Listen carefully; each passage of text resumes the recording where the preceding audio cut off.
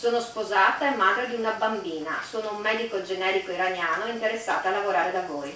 La maggioranza dei 62 curriculum ricevuti dall'Iran sono di donne medico, spesso iperqualificate. Alcune di loro al telefono confidano di voler fuggire dal clima che le sta travolgendo nel loro paese. Un po' alla volta prenderemo in esame tutte le 254 candidature, di cui buona parte in effetti da tutto il mondo.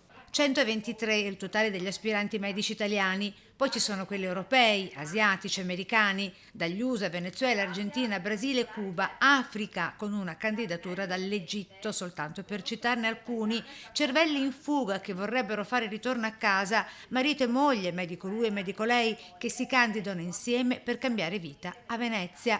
Tantissime le storie che si susseguono e si avvicendano nei curricula. Le storie sono le più varie, ci sono famiglie intere di medici e non medici disponibili a spostarsi, famiglie con figli, donne diciamo con delle carriere buone disponibili a spostarsi, uomini giovani e meno giovani, il sogno anche di finire di lavorare a Venezia, forse questo ha colpito anche. Non tutti parlano italiano, anche se molti lo stanno già studiando da tempo. Professionisti, spiega l'azienda sanitaria, quasi introvabili altrove e per i quali sarà possibile assegnare altri futuri incarichi anche con altre aziende sanitarie bisognose di medici.